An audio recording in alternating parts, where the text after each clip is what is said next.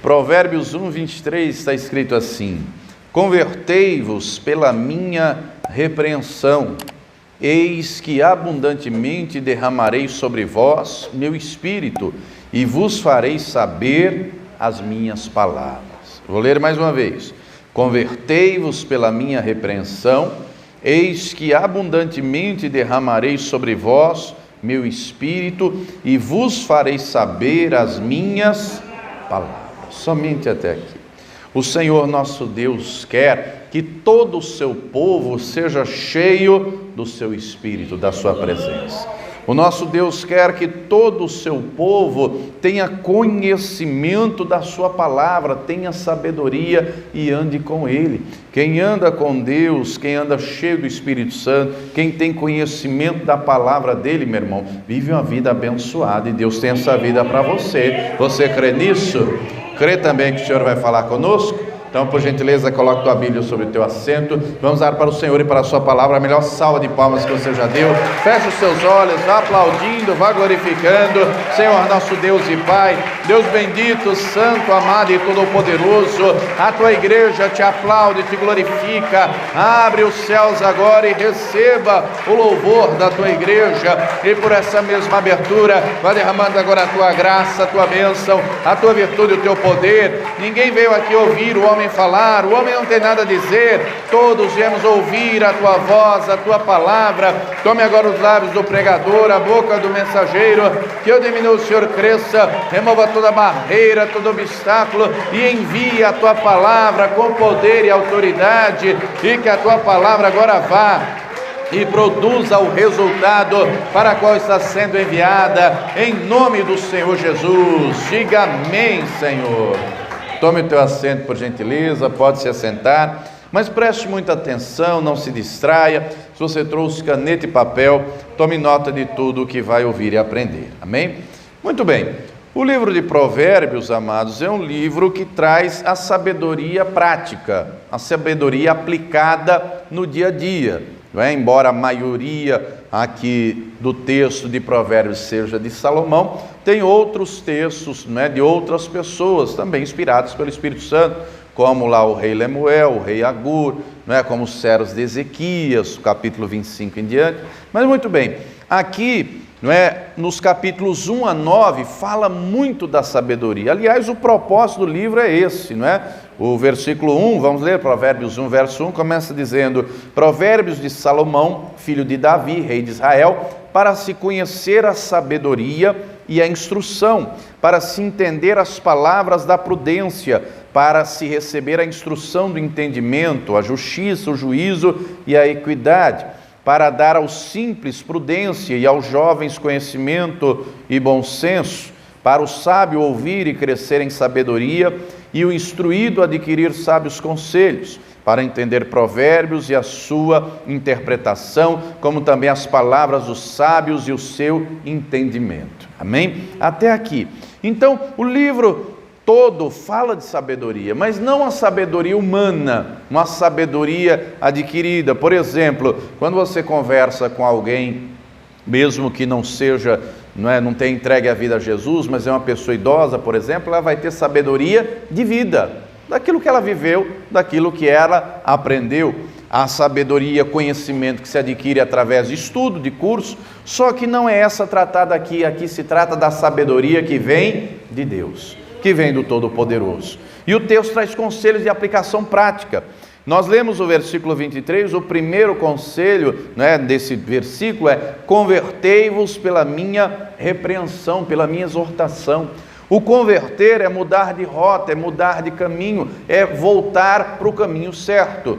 Vou lhe dar um exemplo simples. Eu acredito que, pelo menos a maioria aqui, alguma vez já entrou em alguma rua errada, por engano, ou se perdeu, e teve que voltar para o caminho certo. Isso aconteceu com a humanidade. Deus criou Adão e Eva, colocou no Éden, estava indo no caminho de Deus, tinha paz, tinha alegria, tinha a presença do Todo-Poderoso, mas o homem saiu desse caminho. pecou, se afastou, foi lançado fora, mas Deus não desistiu do seu projeto. Diga para a pessoa que está do teu lado: Deus continua querendo te abençoar, Deus continua querendo você junto com Ele, numa vida feliz, numa vida alegre, não só aqui na terra, mas na eternidade inteira com Ele. É por isso que é necessário a conversão, voltar ao caminho certo. Converter-se, não é? Convertei-vos pela minha repreensão, pela palavra, pelo ensinamento dela. E Deus vai falando, não é, ao longo da Escritura a respeito da conversão, mudar de caminho, mudar de atitude e voltar-se ao Senhor. Além disso, o texto diz ainda no versículo 23: eis que abundantemente derramarei sobre vós meu espírito e vos farei saber as minhas palavras. Neste tempo aqui, no tempo do Antigo Testamento, o Espírito Santo ainda não havia sido derramado sobre todos. O Espírito Santo vinha sobre reis, profetas, sacerdotes, com raras exceções, não é? Só que chegaria o tempo, e essa também é uma profecia a esse respeito, que todo o povo de Deus seria cheio do Espírito Santo. Todos teriam conhecimento da palavra do Todo-Poderoso. O próprio Deus habitaria aqui dentro. Vamos ler algumas profecias nesse sentido. Livro de Jeremias, passe algumas páginas à frente. Livro de Jeremias, capítulo de número 31. Livro de Jeremias, capítulo 31, o versículo 33 diz assim, Jeremias 31, 33: mas este é o concerto, a aliança que farei com a casa de Israel depois daqueles dias, diz o Senhor. Porei a minha lei no seu interior e a escreverei no seu coração. E eu serei o seu Deus e eles serão o meu povo. Deus quer a palavra dele no nosso interior. No livro de Ezequiel, passo mais algumas páginas à frente. Ezequiel, Deus vai usar o profeta para dizer o seguinte, livro do profeta Ezequiel, capítulo 11, versículo 19 e 20: e lhe darei um mesmo coração, e um espírito novo porei dentro deles, e tirarei da sua carne o coração de pedra, e lhes darei um coração de carne, para que andem nos meus estatutos e guardem os meus juízos, e os executem, e eles serão meu povo, e eu serei o seu Deus.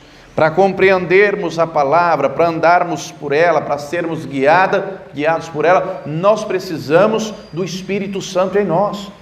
Porque quando ele habita em nós, o comportamento muda, a atitude muda, a conversão verdadeira, a mudança na vida.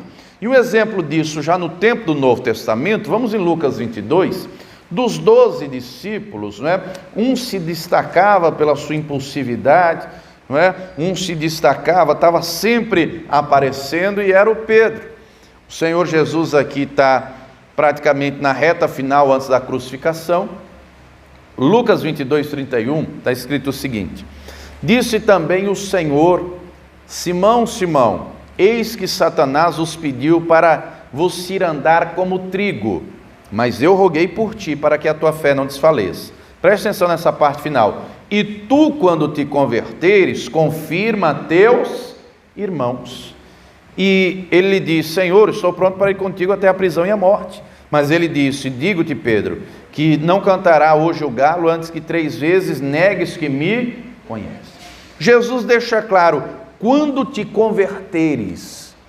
Note que ele andou 3 anos e meio com Jesus, e ele ainda não era convertido. Ele via Jesus agir, ele ouvia o que Jesus falava, ele via tudo o que Jesus fazia, mas o Senhor, o Espírito Santo, ainda não habitava aqui dentro dele, aqui dentro, não é? Nesse período nós vamos ver ele tendo fé, mas ao mesmo tempo que ele tem fé, ao mesmo tempo que ele crê, Jesus vai dizer, se você ler no capítulo 16 de Mateus, Jesus dizendo, para trás de mim, Satanás. O próprio Pedro deu lugar ao diabo. Quando Jesus disse que ia para Jerusalém, iria ser morto, ele ainda não estava convertido. Só há conversão genuína quando o Espírito Santo habita, e isso é notório. Como assim, pastor? O próprio Senhor Jesus disse, vamos ler no Evangelho de João, capítulo 16. João 16, o Senhor Jesus disse: quando o Espírito Santo viesse, ele convenceria o mundo do pecado, da justiça e do juízo. E no versículo 13 ele vai dizer assim, João 16, 13: mas quando vier aquele Espírito da verdade, vos guiará em toda a verdade, porque não falará de si mesmo, mas dirá tudo o que tiver ouvido e vos anunciará o que há de vir. O Espírito Santo é o Espírito da verdade, ele guia na verdade, ele ensina tudo a mudança de vida. Muito bem, o Espírito Santo veio. No dia de Pentecostes eles estavam reunidos, o Espírito Santo veio, todos foram cheios da presença de Deus, e aquele Pedro antes impulsivo, aquele Pedro antes que ouviu da boca de Jesus, quando te converteres, ele foi convertido de fato, e aí o Espírito Santo habitou nele, deu a ele graça, unção, capacitação, sabedoria, e aquele homem agora vai ser usado nas mãos do Senhor, e na primeira mensagem, na primeira pregação, quase 3.000 pessoas se converteram, a vida mudou completamente. Na segunda pregação, quase 5.000 pessoas. Querido, querida, o Espírito Santo quer te encher, e ele vai te dar graça, ele vai te dar sabedoria, ele vai operar em você e através de você, para mudar aquilo que está à sua volta. Lá em Atos 9, acompanhe comigo, em Atos 9, o texto vai falar a respeito de Saulo. Você conhece a história, já preguei aqui sobre isso, não é? Saulo era um endemoniado. Ele pensava que estava fazendo a vontade de Deus, mas na verdade, como ele mesmo vai dizer lá na frente no capítulo 26, ele era guiado pelo diabo, mandava prender, açoitar, matar, fazia de tudo, era terrível. Mas aqui em Atos 9, o texto fala do encontro dele com o Senhor Jesus. Muito bem, ele fica cego, ele é levado a Damasco, ele fica lá numa casa, e o Senhor Jesus fala a Ananias para ir lá. E o Senhor fala a Ananias, Ananias não quer ir, ele tem medo, mas o Senhor vai dizer o seguinte, encontre aí comigo, Atos 9, versículo de número 15. Disse-lhe, porém, o Senhor, aqui é o Senhor falando com Ananias, vai, porque este é para mim um vaso escolhido, para levar o meu nome diante dos gentios e dos reis e dos filisteus e dos filhos de Israel, e eu lhe mostrarei quanto deve padecer pelo meu nome. E Ananias foi, e entrou na casa, e impondo-lhe as mãos, disse, irmão Saulo, o Senhor Jesus que te apareceu no caminho por onde vinhas, me enviou para que tornes a ver e seja cheio do Espírito Santo. E logo lhe caíram dos olhos como com as escamas, e recuperou a vista, e levantando-se foi batizado. Ananias lhe impôs as mãos, as escamas caíram, ele foi cheio do Espírito Santo, a vida dele foi transformada, ele não foi mais um perseguidor, ele não matou mais ninguém, ele não mandou mais prender, agora ele vai pregar o Evangelho, ele vai anunciar a salvação, a vida dele foi transformada, agora ele prega com sabedoria, agora ele prega com graça, agora ele testifica de Jesus, dizendo Jesus é a sabedoria de Deus, Jesus é o Salvador da humanidade. Muito bem, querido, querida, nós precisamos ser cheios do Espírito Santo. O Espírito Santo é que ilumina os olhos do nosso entendimento para a palavra. Com sinceridade, alguém aqui, pelo menos uma vez na vida, outrora, leu a Escritura e não entendeu nada? Já aconteceu isso com alguém?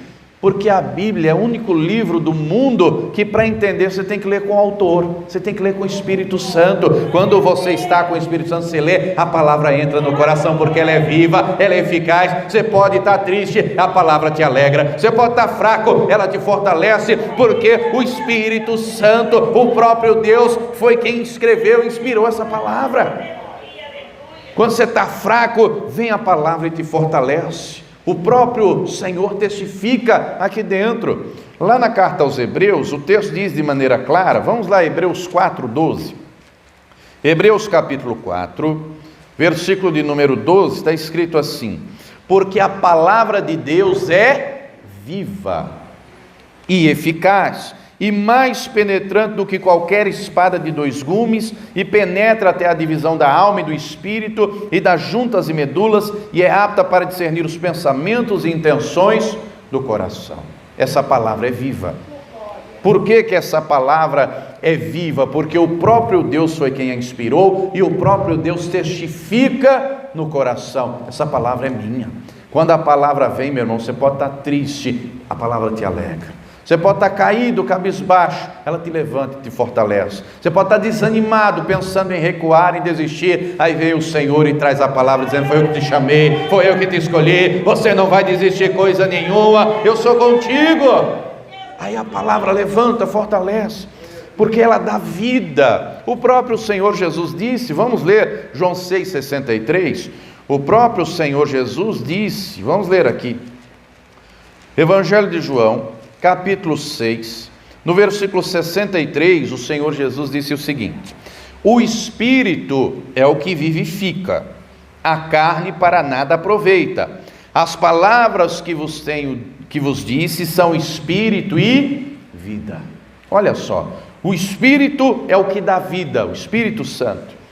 E essa palavra é Espírito e vida. Ela tem vida, ela é poderosa, não é? O sábio Salomão vai dizer lá no livro de Provérbios, né, que a vida e a morte estão no poder da língua.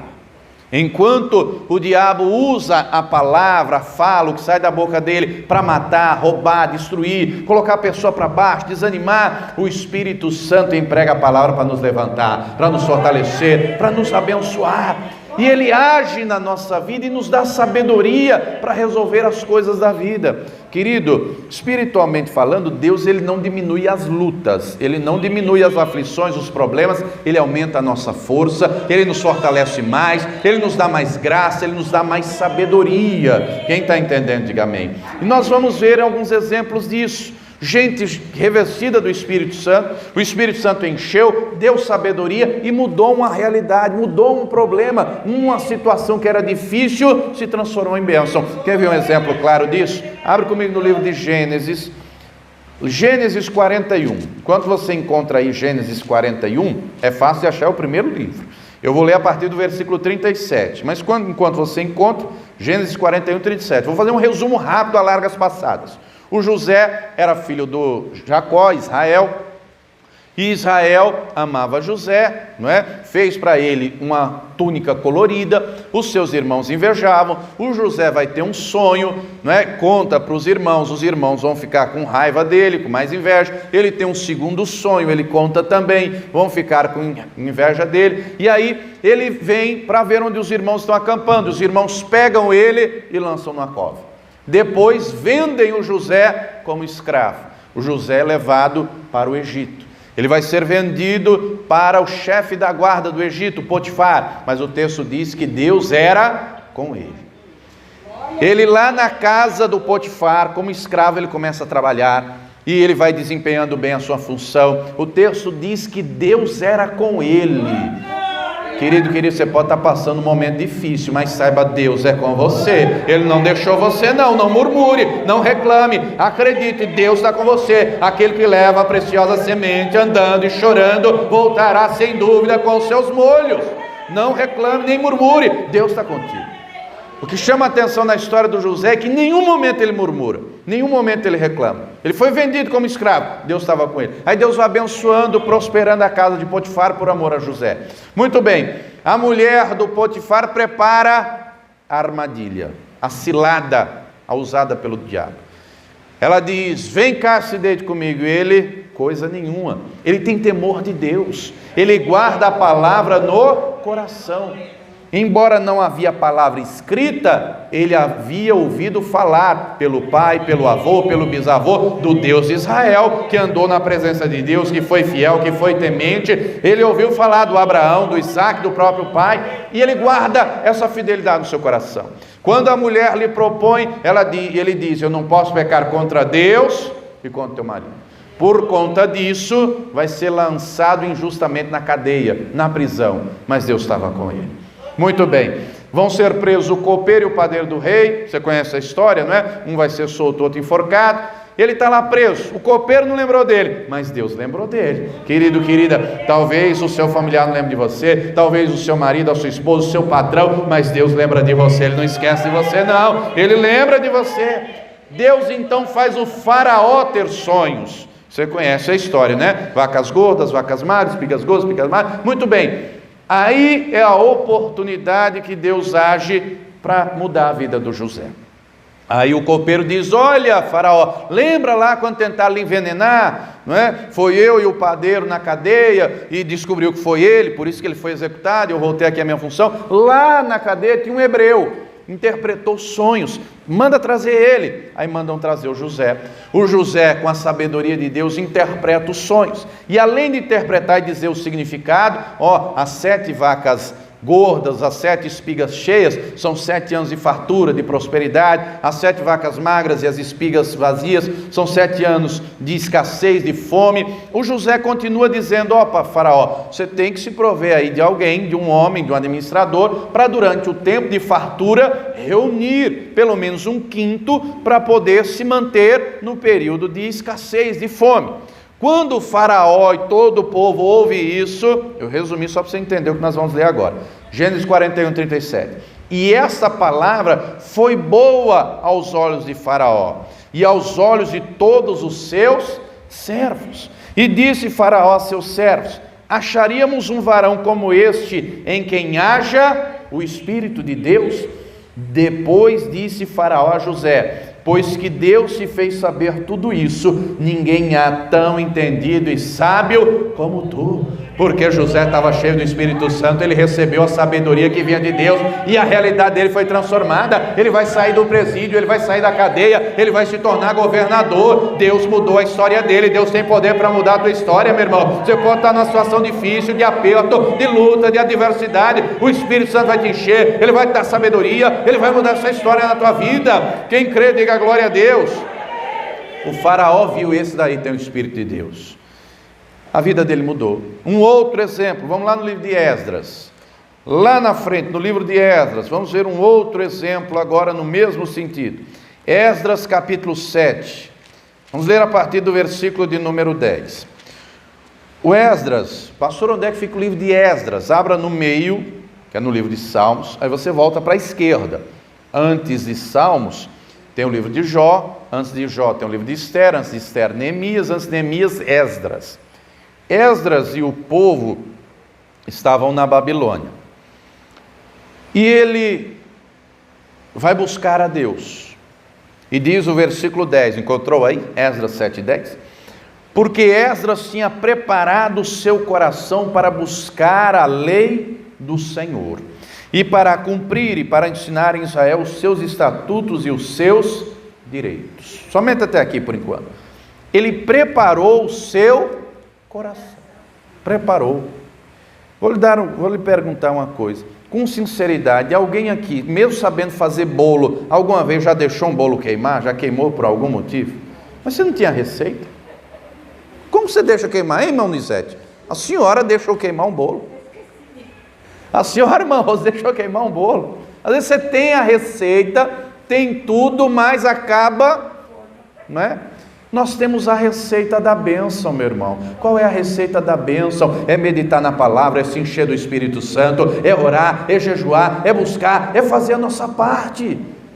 O nosso coração, se você deixar ele lhe governar, diz Jeremias 17, o coração é enganoso. Então é necessário compreender algumas coisas. Chegarão dias que você não vai ter vontade de vir no culto. Já teve dias de eu não ter vontade de vir no culto. Vai ter dias que você não vai ter vontade de orar. Vai ter dias que você não vai ter vontade de meditar aqui na palavra. E aí, eu vou deixar essa vontade vencer? Eu vou deixar essa vontade prevalecer? Por quê? Se eu não medito na palavra, se eu não oro, se eu não busco a Deus, espiritualmente eu vou enfraquecendo. Vou enfraquecendo, vou ficando fraco, vou ficando vulnerável, o inimigo vai ganhando espaço, o desânimo vai chegando, a angústia vai batendo, a depressão assolando, dali a pouco a vida está acabada. Então, se eu sei que o meu coração pode não querer isso, eu tenho que viver não pelo coração, mas pelo Espírito.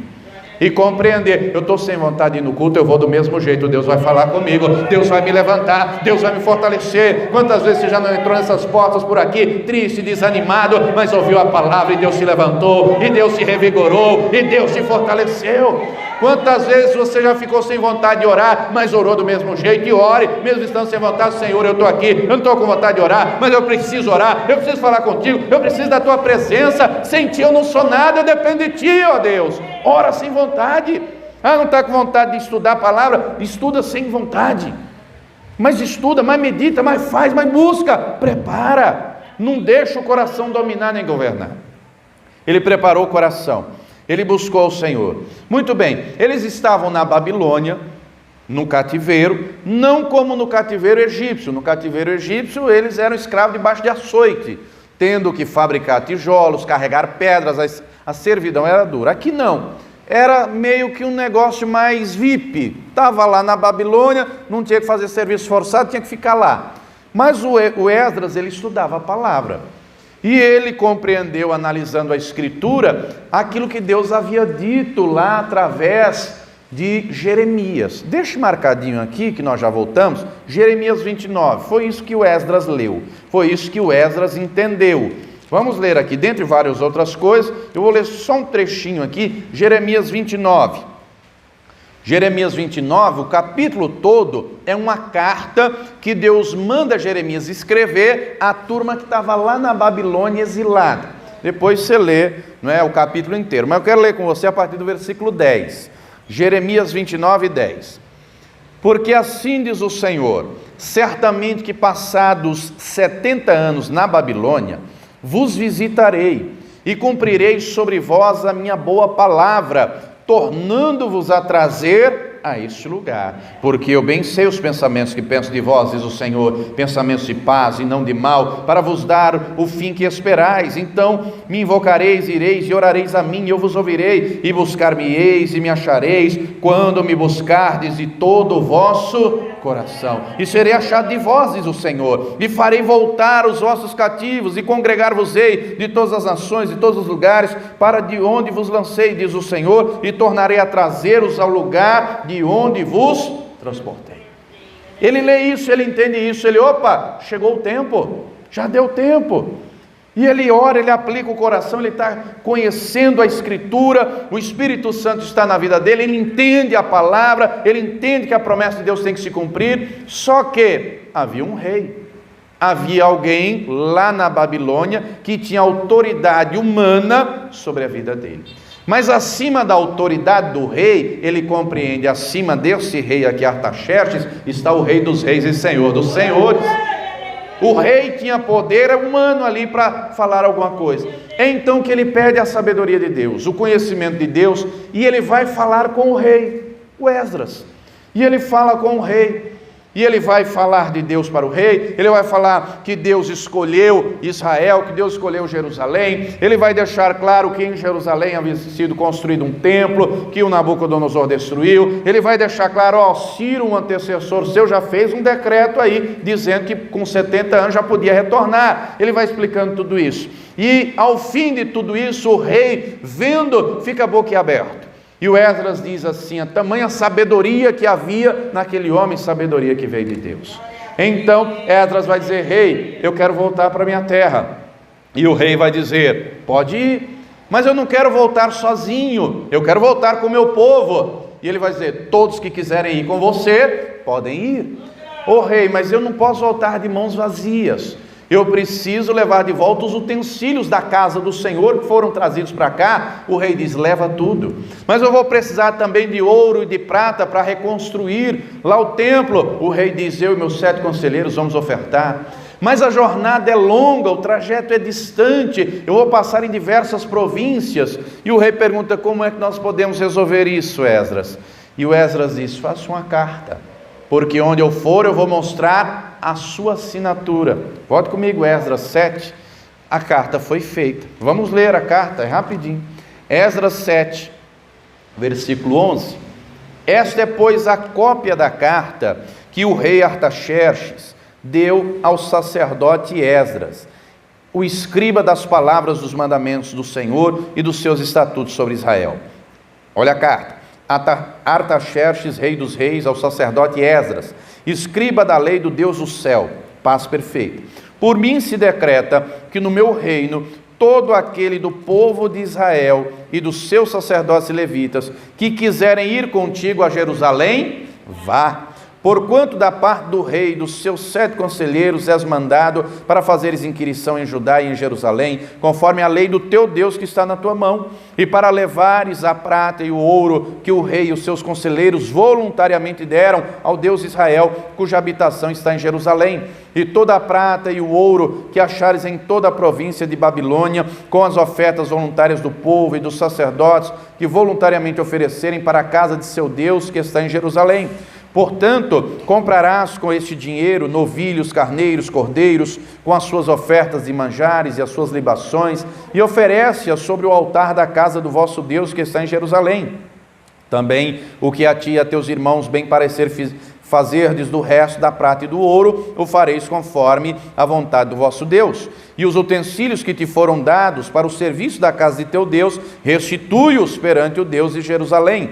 E o resto que for necessário para a casa de teu Deus, que te convenha dar, o darás da casa dos tesouros do rei. E por mim mesmo, rei Artaxerxes, se decreta a todos os tesoureiros que estão da além do rio, que tudo quanto vos pedir o sacerdote Esdras, escriba da lei do Deus do céu, apressuradamente se faz. Até 100 talentos de prata, até 100 coros de trigo, até 100 batos de vinho, até 100 batos de azeite e sal sem conta. Tudo quanto se ordenar, segundo o mandado do Deus do céu, prontamente se faça para a casa do Deus dos céus.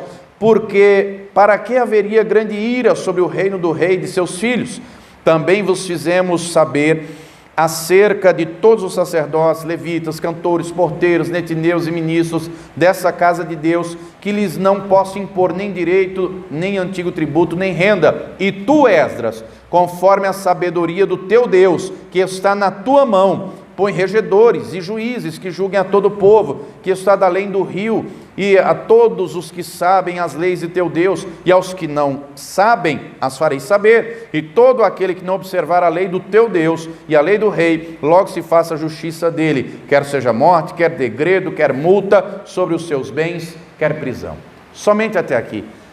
O Espírito Santo inspirou Esdras. O Espírito Santo deu sabedoria a Esdras. O Espírito Santo fez cair temor sobre o rei. Tudo o que Esdras pediu, o rei concedeu. E a história de Esdras foi transformada e do povo que estava em volta dele. E Deus quer transformar a tua história também, meu irmão. O Espírito Santo está aqui, e Ele vai te dar sabedoria, e Ele vai ser derramado sobre a tua vida, e Ele vai te fortalecer, e Ele vai à tua frente, e essa história vai ser mudada. Quem entendeu, diga glória a Deus. Volte comigo lá em Provérbios capítulo 1, onde começamos a mensagem. É necessário querermos. Deus não opera se não for da nossa vontade. Provérbios 1, 23, o texto diz: convertei-vos pela minha repreensão. É necessário haver mudança de comportamento, de conduta. O problema de muita gente é que tem a receita na mão, a palavra, mas não segue a receita. Tem muita gente que está na igreja, ouve a palavra, mas ainda não converteu. A palavra entra por aqui e sai por aqui. Não muda a atitude, o comportamento. Se não há conversão, se não há arrependimento, como é que vai ser cheio do Espírito Santo?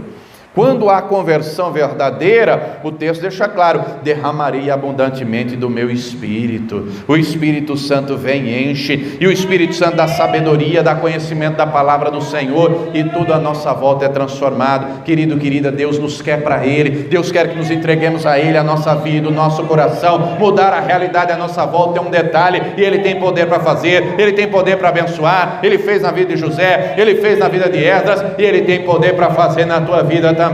Quem crê nisso, diga glória a Deus. Se coloque de pé, por gentileza. Se coloque de pé. O Espírito Santo quer encher a todos, mas a primeira coisa, tem que haver conversão. Se o pecado não dói mais no seu coração, virou iniquidade. Isso é perigoso. Nós vivemos nesses dias onde o Senhor Jesus diz: por se multiplicar a iniquidade, o amor de muitos esfriará. A regra é santidade, o pecado é exceção. Todos nós somos pecadores. Agora, pecou, falhou? Aqui mesmo em Provérbios 28, 13 diz: aquele que confessa a transgressão e deixa, alcança misericórdia. O que encobre nunca prosperará. Deixa a transgressão. Senhor, derrama mais o teu Espírito. Eu quero ser cheio, eu quero ser revestido. E o Espírito Santo vai enchendo, e o Espírito Santo vai dando sabedoria, vai dando entendimento. Está escrito no livro do profeta Oséias: o meu povo é destruído porque lhe faltou conhecimento. Quem é que dá o conhecimento da palavra, a sabedoria? É o Espírito Santo, minha gente. E nessa noite Ele vai te encher, Ele vai te revestir. Se você abrir o teu coração, Ele vai te fortalecer, Ele vai te dar sabedoria, Ele vai te revestir, Ele vai à tua frente, Ele vai transformar a tua realidade.